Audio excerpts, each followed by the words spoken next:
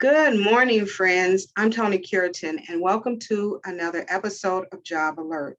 Job Alert helps you make a job connection by providing you with solid leads for available employment and training opportunities throughout Michigan and the Metro Detroit area. Job Alert also provides you with monthly career readiness and basic employability information, along with tips of what employers are looking for to prepare you to get that new job. You can catch Job Alert premieres every Monday at 10 a.m. on our My Virtual Academy Facebook page and on Instagram. Today, we're going to be going over some career readiness skills and tips. And we're going to give you a guide to answer common interview questions. Wouldn't it be great if you knew exactly what questions a hiring manager would be asking in your next job interview? Well, we can't read minds, unfortunately, but today I'll give you the next best thing, a list of commonly asked interview questions along with advice for answering them all. Now, I don't recommend having a scripted response for every interview question, but I do recommend spending some time getting comfortable with what you might be asked, what hiring managers are really looking for in your responses, and what it takes to show that you're the right person for the job.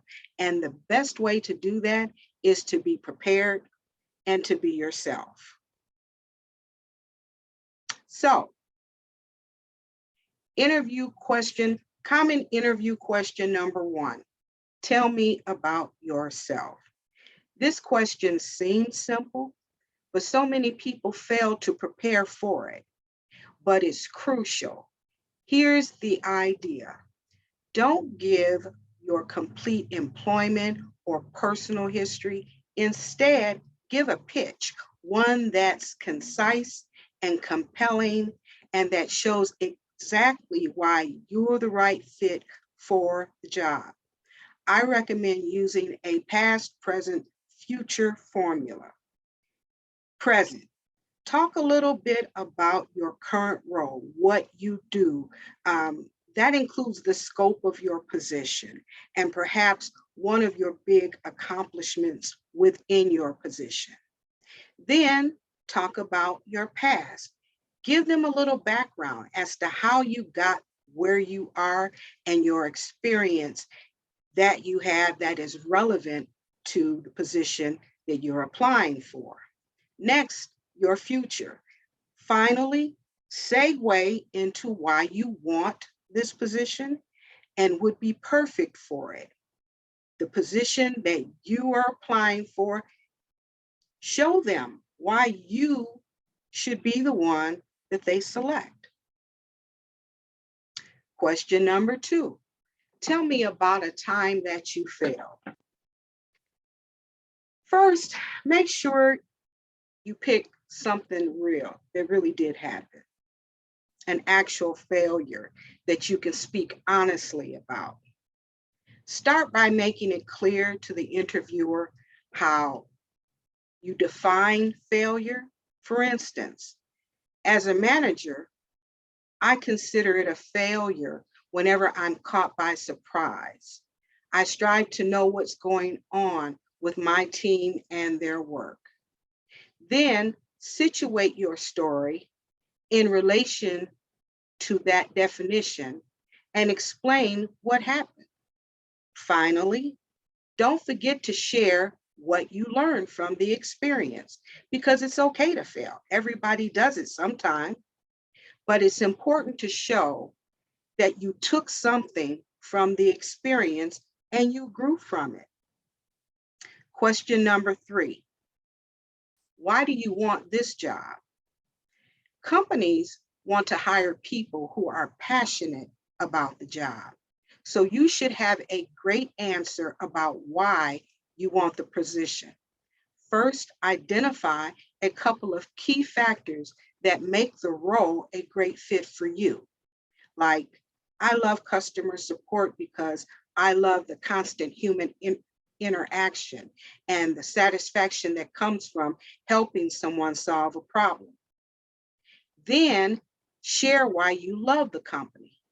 I've always been passionate about education, and I think you're doing such a great job and great things. So I want to be a part of that. Those are good responses to why you want this job. Moving on to question number 4. Why should we hire you?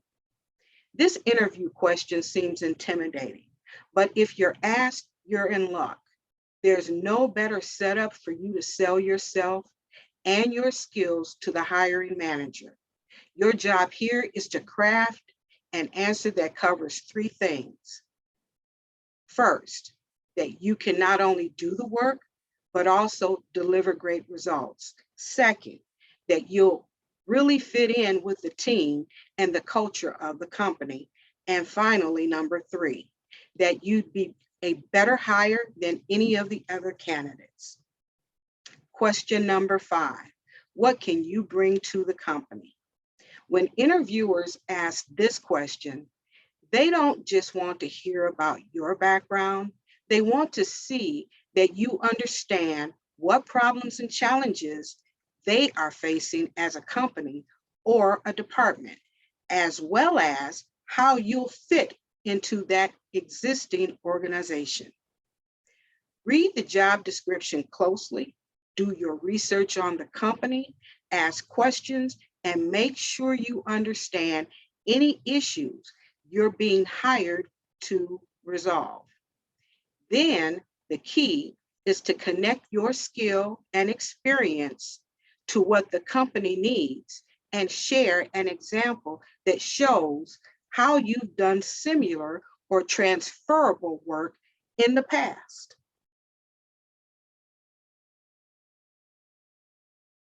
Question number 6.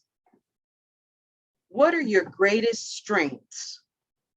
Here is an opening to talk about something that makes you great and a great fit for the position. When you're answering this question, think quality and not quantity. In other words, don't rattle off a list of adjectives describing yourself. Instead, pick 1 or 2 specific qualities that are relevant to the position you're applying for. Illustrate them with examples. Share memorable stories rather than generalizations. And if there's something you were hoping to mention because it makes you a great candidate, but you haven't had an opportunity to share that, this would be a perfect time. Question number 7. What do you consider to be your weaknesses? What are the interviewers and the hiring managers looking for when they ask this question? What they're really trying to do is identify any major red flags that is a gauge for or to determine your self-awareness and your honesty. Nobody's perfect, you know? And so when they ask this question, they want to know, do you have insight into yourself? Or do you push things off and blame others and say, oh, it's not my fault, I wasn't responsible? This is really a good opportunity for you to go inward and reflect on areas that you could improve on. So I can't meet deadlines to save my life is not an option, but neither is nothing, I'm perfect when answering that question. You have to strike a balance by thinking of something that you struggled with, but that you're working continually to improve. For example, maybe you've never been strong at public speaking. but you've recently volunteered to run some meetings to help you get more comfortable when addressing a crowd. That would be a very good example of explaining a weakness, a possible weakness that you may have. Question number 8, how would your boss and coworkers describe you? First, be honest. Remember, if you make it to the final interview, the hiring manager will be calling your former boss for references. Then try to pull out strengths and traits you haven't discussed in other aspects of the interview, such as your strong work ethic or your willingness to pitch in on other projects when needed. These are good examples of things that you could use to describe what your bosses and coworkers thought of you when you worked with that company. Question number 9, tell me about a challenge or conflict you faced at work and how you dealt with it. You're probably not eager to talk about conflicts you've had at work during a job interview, but if you're asked directly, don't pretend you've never had one. Be honest about a difficult situation you faced, but without going into the kind of detail you would share if you were venting to a friend. Most people who asked are only looking for evidence that you're willing to face these kinds of issues head on and make sincere attempts at coming to a resolution. So stay calm and be professional as you share your story and the answers to any follow-up questions that they may ask regarding it. Spend more time talking about the resolution than the conflict itself, and mention what you do differently next time to show you're open to learning from tough experiences. Question number 10, tell me about a time that you made a mistake. You're probably not too eager to dig into the past blunders when you're trying to impress an interviewer and land a job. But talking about a mistake and winning someone over aren't mutually exclusive. If you do it right, it can help you out tremendously. The key is to be honest without placing blame on other people. Then explain what you learned from your mistake and what actions you took to ensure that it didn't happen again. At the end of the day, employers are looking for people who are self-aware and can take feedback and care about doing better and improving. Question number 11, how do you deal with pressure or stressful situations? Here's another question you may feel the urge to sidestep in an effort to prove you're the perfect candidate who can handle anything, but it's important not to dismiss this one. Don't say, I just put my head down and push through it, or I don't really get stressed out. Instead, talk about your go-to strategies for dealing with stress, whether it's meditating for 10 minutes every day, or making sure you go for a run, or keeping a super detailed to-do list, and how you communicate and otherwise proactively try to mitigate pressure.